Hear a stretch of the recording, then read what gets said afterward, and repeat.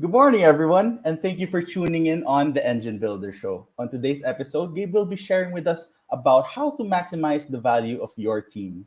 Definitely a key lesson for everyone to take note of. Now, let's get this show on the road.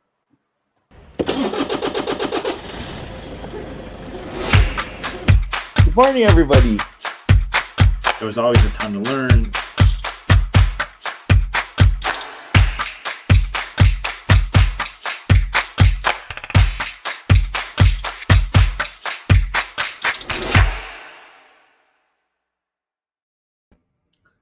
Good morning, everyone.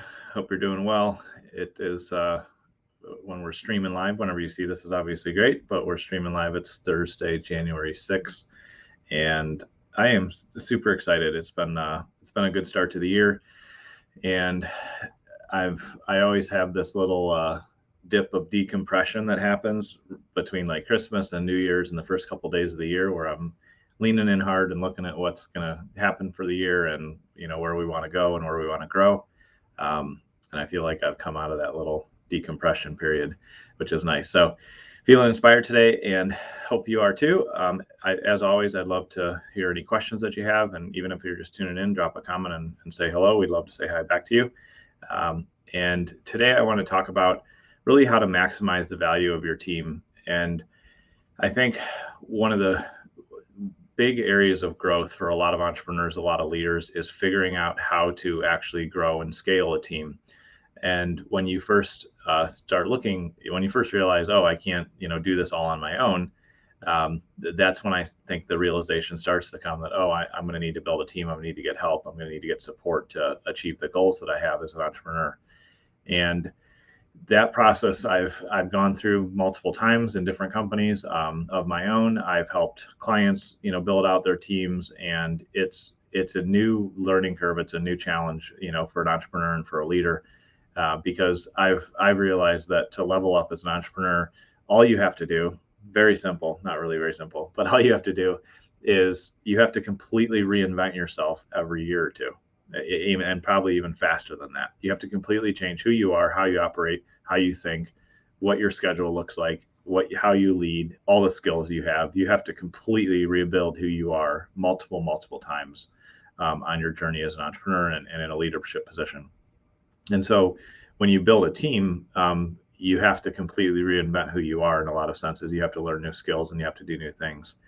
And like I mentioned, I've seen a lot of people struggle with this because they don't understand the dynamics and they don't understand, the foundational things that have to happen in order to build a successful team. And so I wanted to touch on that a little bit today.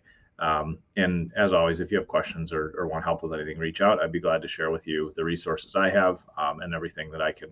I want to do everything I can do to support you in this journey, because it's not easy to change and grow rapidly and constantly, but it definitely can be done. And so the first thing that I always like to point out to the folks that I get to work with and those that I get to, coach and talk with and engage with is that the first thing you should really need to realize and pay attention to is that your team is a direct reflection of you. So if you're seeing things that you don't like, or you're seeing things that are not working, most of the time, there are exceptions, but most of the time, it's because you are not functioning at that level, at the level of leadership that you need to in order to get good results from your team. And so if there's lack of attention to detail, if they're not, delivering on and finishing projects on time, if they're, not, communicating effectively, if they don't know how to, prioritize and move through their day and their week and their month successfully, then 9 times out of 10, in my experience, and I know many other business coaches that would say the same thing. It's often just because you are not actually demonstrating that type of leadership and that type of approach. And so rather than blaming your team, a team member, or, rather than calling them out and being frustrated and being negative about it, take time to reflect and say, okay, where am I not really demonstrating that type of behavior, the integrity that I expect to see, the results that I want to see? Am I really actually living out those behaviors as an example to my team? Because when we are in a leadership position, by choice or position, or just by natural leadership and influence that we build, we are not, people do what they see us do a lot more than what they hear us say to do. And so the first thing is just to really take, to take an inventory and reflect and observe and say, okay, if things aren't going right, then where in my leadership style and approach am I not living that out, or where am I not really living out that example? Once you start to identify that and change who you are, your team will change because they're just a direct reflection of you. The second thing is to maximize the value of your team is to invest in them, consistently and constantly. You're not going to get people to improve or do better work if you don't spend time investing in them yourself, investing in them through purchasing them training and courses and getting them coaches and consultants.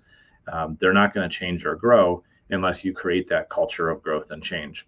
And so one of the things that we consistently do here at Business Marketing Engine is we constantly invest in training and coaching and consultants and folks that can help level up the team. I used to lead a significant amount of the training here, but now that we are about 40 folks on the team now, and some other vendors and consultants as well on top of that, I don't have the capacity to train 40 people anymore, but it's still a priority here. So we look at every quarter of the year, what team members, what departments, what areas of our business need investment, and then we go out and we purchase courses, we hire trainers and consultants, we do the work to make sure that everybody on the team has the maximum amount of resources that they need to be trained and to level up and to have more things in hand so that they can perform better. Because while monetary compensation is a part of what motivates people, it's not the only thing. And I found that the more that we invest in our team, the more that we provide training and support to them, the more engaged they are, the more they love their job, because mastery of a skill is something that really brings a lot of self-satisfaction and a really healthy, positive self-identity. So if you think about for yourself, what things you're really good at, those are things that make you feel confident and proud of who you are, and they just build your self-esteem up. Whereas if you really struggle at something, like I'm learning a third language right now, and I'm struggling in it a little bit, I don't have a ton of confidence or mastery there yet. And so if I had to struggle with that, language learning and language practice all day, every day for the next few weeks, I'd be really discouraged. But instead, if I get the right support and training and help to do that, then I'm going to keep leveling up in my mastery of learning this third language. And that way I'm going to, feel better about myself. I'm going to be engaged in doing it. And the same applies for, our work skills. If we're not getting the resources and support and self-learning and external training to really build up that skill set, then we're going to feel stagnant and frustrated and stuck. And so part of our job as leaders and entrepreneurs and how we really maximize the value of our team is to identify where somebody's struggling and then either personally provide that training and support or go out and find the right, course or, trainer or consultant to support that team member or that, that group or that department. When you do that, you're going to make your team a lot stickier. They're going to want to stay with you because they can see that you are serious about investing in them, and you're going to make their life better. Because my goal, in a perfect world, and there is not a perfect world actually, but in a perfect world, I'd love it if my team members would stay with me for decades and decades.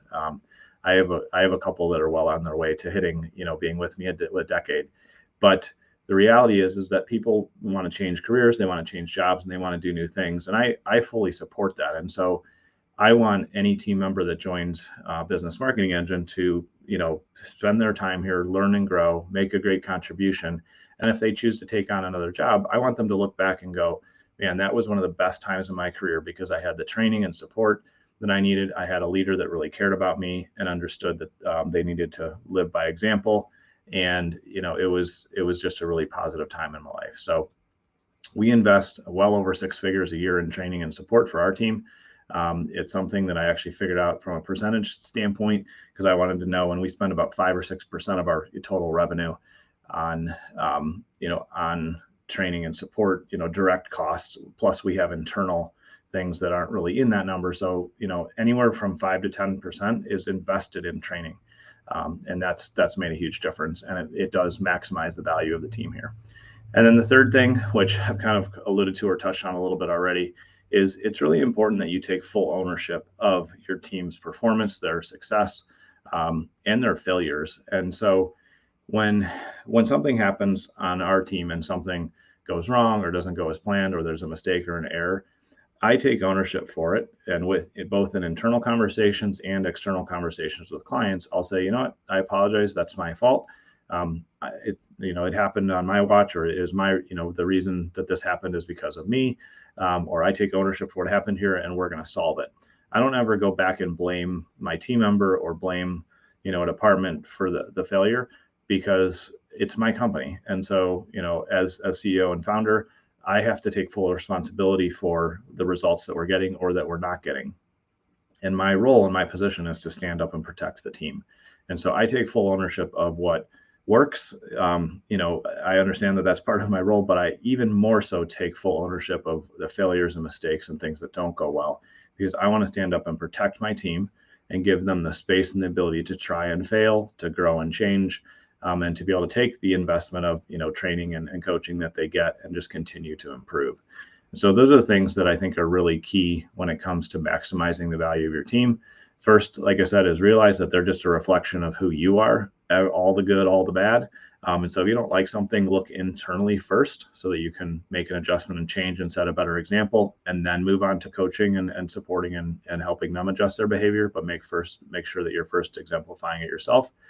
Second thing is invest consistently, both with the time you spend with them, the training that you give them, the courses and other training and other coaches and trainers that you bring in to train and support them.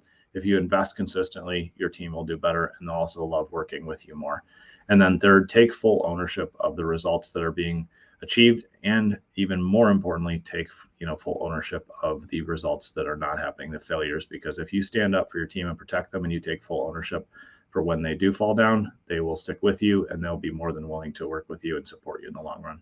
So those are the things that I think matter when it comes to maximizing the value of your team. I'd love to hear your thoughts too. So drop those in the comments below. And if you need any help or resources, around this, there's a lot of good books I've read. There's lots of things that I've developed over the years as well. And so I'd love to share those with you. So I hope that was helpful, and we will see you tomorrow.